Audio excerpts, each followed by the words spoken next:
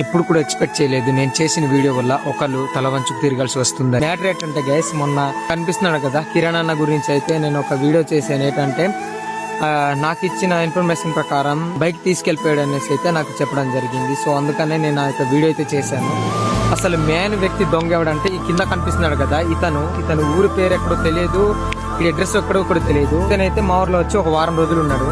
వారం రోజులు ఉండిన తర్వాత మా ఊర్లో ఎవరు సరిగ్గా తనతో ఫ్రెండ్షిప్ చేయకపోవడం బట్టి వేరే ఊరికి అయితే వెళ్ళిపోయాడు. అక్కడి నుంచి చింతపల్లి వెళ్ళిపోయి ఈ యొక్క బండి తీసుకొచ్చాడు కదా అన్నది, బండి తీసుకొచ్చిన వ్యక్తితో పరిచయం అయ్యి లిఫ్ట్ అని అడిగి అన్నారం దాకా వచ్చి అక్కడ నుంచి పాస్కి వెళ్తానని అడిగేసి అక్కడి నుంచి అయితే జంప్ అయిపోయాడు. మొత్తం అన్ని సేవ్ చేయడం వల్ల సోమవారం అయితే దొరికింది బండి అరకువేల్లో. అతను చూస్తున్నారు కదా ఈ ఫోటోలో ఉన్న వ్యక్తి అనమాట. సో ఎక్కడ మీకు కనిపించిన ఈ వ్యక్తితో అయితే పరిచయం చేయకండి, చాలా పెద్ద దొంగ అనమాట.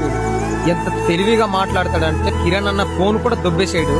నేను మొన్న ఏదైతే దొంగ అని చెప్పానో అతనైతే దొంగ కాదు, చాలా మంచి వ్యక్తిని నేనైతే అనవసరంగా అనుమానించాను అనమాట. కిరణ్ అన్న ఇంకోసారి సారీ చెప్తున్నాను. అలాగే నిన్న మీట్ అవ్వడం కూడా జరిగింది. సో అన్నతో మీట్ అయ్యి మాట్లాడుకోవడం కూడా జరిగింది.